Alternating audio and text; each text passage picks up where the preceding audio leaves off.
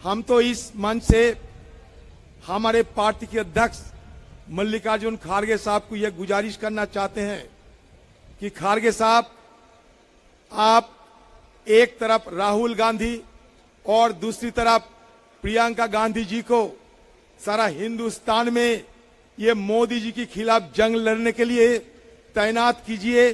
सारे हिंदुस्तान के सारे हम कार्यकर्ता जितने हैं उन सबके पीछे सिपाही के नाते हम संघर्ष करते रहेंगे और ये कहते रहेंगे, न संघर्ष न तकलीफ, मजा क्या है जीने में, बड़ा बड़ा तूफान थाम जाएगी जब आग लगी हो सीने में। हम जरूर ये कामयाब होंगे। राहुल जी और प्रियंका गांधी जी दोनों मैदान में उतरे और ये जंग छेड़े। ये सबको पता चल गया कि मोदी जी हमारे जो प्रधानमंत्री है, ये मोदी एक सिर्फ एक कायर की नाम होते हैं। प्रधानमंत्री मोदी सिर्फ एक कायर है और कुछ नहीं। प्रियंका जी सच्ची बात बताएं यहाँ, अगर कायर ना होते तो राहुल गांधी जिस दिन सदन में राष्ट्रपति जी के अभिभाषण पर चर्चा करने के लिए हमारी तरफ से जिनकी नाम पेशकश किए थे, हमें वो राहुल गांधी जी के नाम हम पेश किए थे हमारे स्पीकर साहब के पास, मतलब सरकार के पास, और नियमों के मुताबिक सदन की शिष्टाचार के मुताबिक जब विपक्ष के तरफ से सदन में राष्ट्रपति जी के अभिभाषण पे बहस होने शुरू होता है तो हमारी तरफ से जो हमारे लीडर जो अगुवाई करते हैं उनको भाषण सुना जाए और वो सुनने के लिए प्रधानमंत्री सदन में उपस्थित रहे। ये हमारा परंपरा है, ये हमारा सदन की शिष्टाचार है। लेकिन आपने देखा जिस दिन राहुल गांधी जी एक के बाद एक कच्ची चिट्ठा निकलकर एक के बाद एक घोटाला को उजागर करने में सदन के अंदर उपस्थित हुई थी, उस दिन सदन के अंदर मोदी जी बिल्कुल नदारद थे। आपको शायद ये जानकारी मिला होंगे या आप सदन की अगर कार्रवाई देखें तो पता चलेंगे। इसका मतलब ये हुआ कि राहुल गांधी जी की जो भाषण, राहुल गांधी जी को जो शिकायतें एक के बाद एक दर्ज होते थे, मोदी जी की हिम्मत नहीं थी कि वो शिकायत को कम से कम सुन लिया करे। वो भागे हुए थे सदन से। और राहुल गांधी जी की भाषण पे जब सारे देश में और दुनिया में लोगों के अंदर मोदी जी और अदानी के साथ जो नापाक ताल्लुकात है, जो रिश्ते हैं, इस मुद्दे को लेकर जब सवाल उठना शुरू हो चुके हैं तो ये और एक काम किया। वो क्या जानते हैं? राहुल गांधी जी की जितने भाषण सदन में उन्हें रखे थे, ये सारे भाषण को हटा दिया दस्तावेजों से। बजाय क्या है कि अगले पीढ़ी कभी किसी हालत में, किसी अवसर में राहुल गांधी जी सदन में अंदर क्या कहे थे इस बारे में किसी को ना पता चले। तो कितना डरते हैं राहुल जी की भाषण पे, आप खुद पता कर लो। हमारे हिंदुस्तान की आजादी के इतिहास में ऐसा नहीं हुई कि किसी एक सदन की हमारे आम लोगों की नुमाइंदे होते हुए राहुल गांधी जी जब हमारे कांग्रेस पार्टी की तरफदारी करते हुए, अगुवाई करते हुए भाषण दिए, वो सारे 75% मतलब 2/3 भाषण हटा दिया गया दस्तावेजों से। ये कायरत नहीं है तो और क्या है बताइए आप? ये सिर्फ कायरत है क्योंकि ये जवाब देने की कोई हिम्मत उनके पास नहीं है। राहुल जी की सवाल की एक जवाब, राहुल जी जब मसला उठाई थी सदन के अंदर, जो सवाल राहुल जी गांधी की तरफ से पूछे गए थे, उसका एक जवाब, मैं बड़े दावे के साथ कहते हैं, एक जवाब हमारे पीएम नरेंद्र मोदी जी नहीं दिए। बल्कि बजाय ये है कि दिखाते हैं वो बाहर 56 इंच छाती वाले एक महापुरुष है, लेकिन राहुल गांधी जी की ये जो तीखी सवाल थे, उस सवाल से उनका 56 इंच छाती सिकुड़ते गए थे, वो भागे हुए थे। तो राहुल गांधी जी को इसलिए हम कहते हैं, राहुल गांधी जी अब तूफान में पलते हैं, अब तूफान में पले हुए हैं, और जो तूफान में पलते हैं वो दुनिया को बदलते हैं। राहुल गांधी जी हिंदुस्तान को बदलाएंगे, बिल्कुल बदलाएंगे, ये हम बड़ी दावे के साथ कह सकते हैं।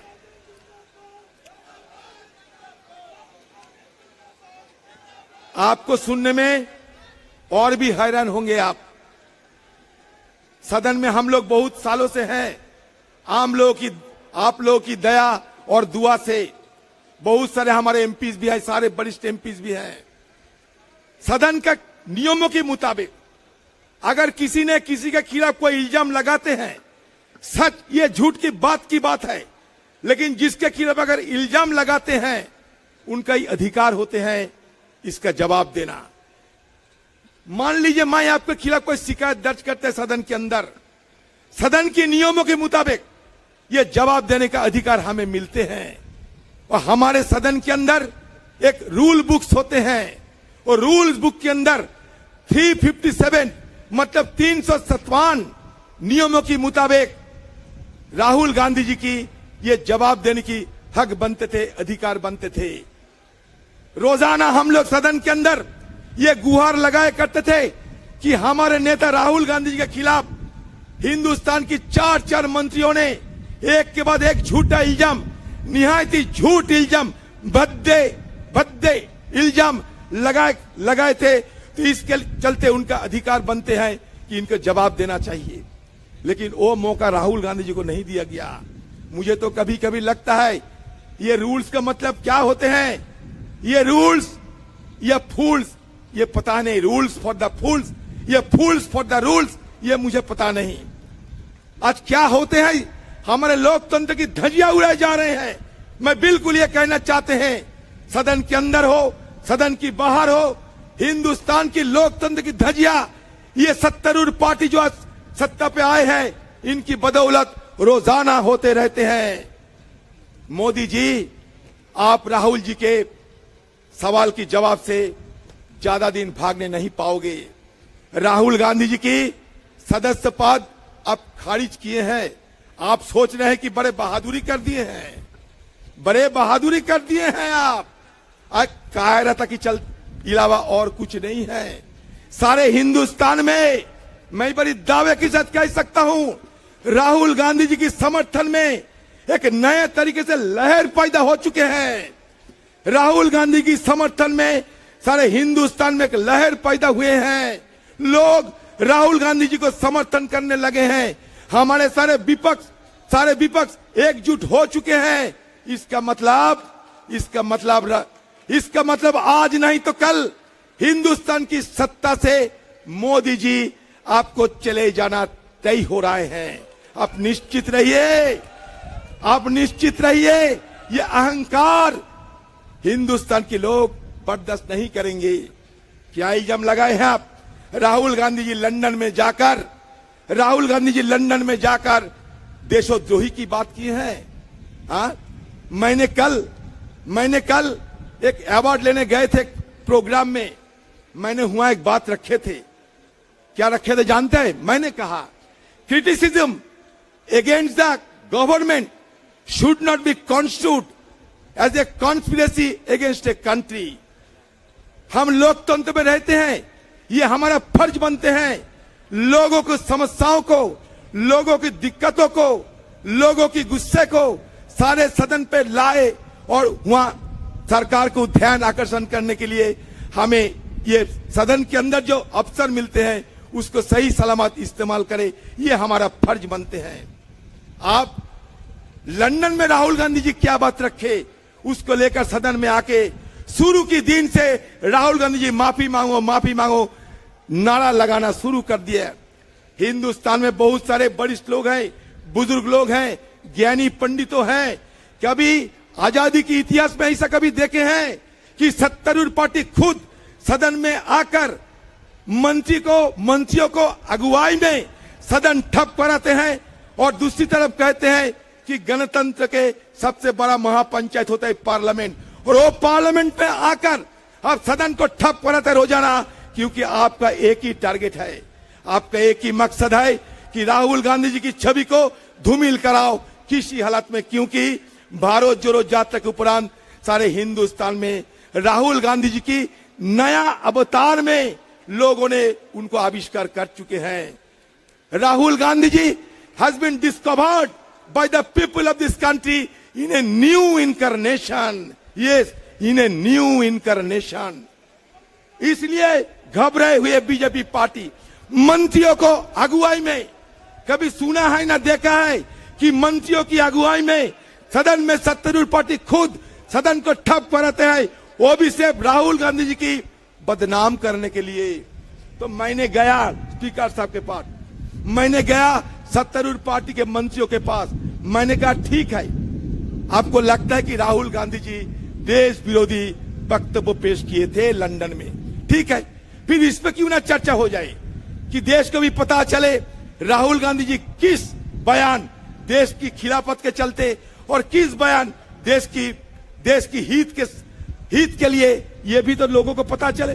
दूध की दूध और पानी के पानी अलग हो जाए, इसलिए भी सदन के अंदर चर्चा की गुंजाइश है, कम से कम चर्चा तो कराए।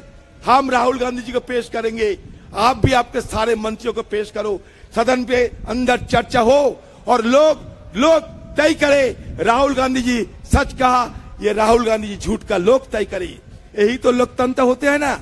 उससे भी डरे हुए ये सरकार भागे थे, तो ये सरकार अभी से भागने वाले सरकार में तब्दील हो गए। ये मुकाबला करने के वाला सरकार नहीं है। ये कहते हैं कि चीन। राहुल गांधी जी मुद्दा उठाई थी, मैं आप लोगों को याद दिलाना चाहते हैं, आज तक बताइए एक भी शिकायत सरकार के खिलाफ राहुल गांधी जी उठाई और वो ना साबित हुई सच। एक मुद्दा बताइए आप, राहुल गांधी जी मुद्दा उठाई थी नोटबंदी के चलते, सही साबित हुआ। राहुल गांधी जी मुद्दा उठाई थी जीएसटी की चलते, ये सही साबित हुई। राहुल गांधी जी मुद्दा उठाई थी कोविड की चलते, ये सही साबित हुई। आज राहुल गांधी जी मुद्दा उठाई थी चीन के खिलाफ, ये सरकार की कमजोरी, ये भी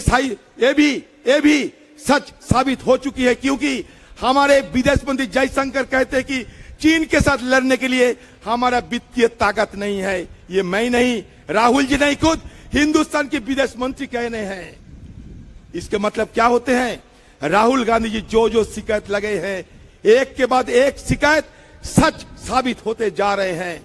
इसके बाद राहुल गांधी जी मोदी और अदानी के बारे में जो शिकायत दर्ज किए हैं, वो भी साबित होते जा रहे हैं। आप जानते हैं, अगर मोदी को सीना चीर के देखो अदानी मिलेगा, अदानी की सीना चीर के देखो मोदी मिलेगा। इसलिए हम लोग सदन के अंदर एक नया नारा तय कर लिए हैं, मोदानी। अरे मोदानी, मोदी और अंबानी, ये दोनों शरीर एक हो गए हैं, अब मोदानी बन गए हैं। तो ये मोदानी को तालाब की पानी पिलाने के लिए आइए अगले दिन सब एकजुट होकर हमारे नेता राहुल गांधी जी, हमारे नेत्री प्रियंका जी, इनको अगुवाई में हिंदुस्तान में हम एक जंग छेड़ेंगे। ये जंग हिंदुस्तान की आज की तानाशाही की खिलाफत करते हुए ये तानाशाही की सरकार को खदेड़ने में सफल होगा, कामयाब होगा। जय हिंद, वंदे मातरम।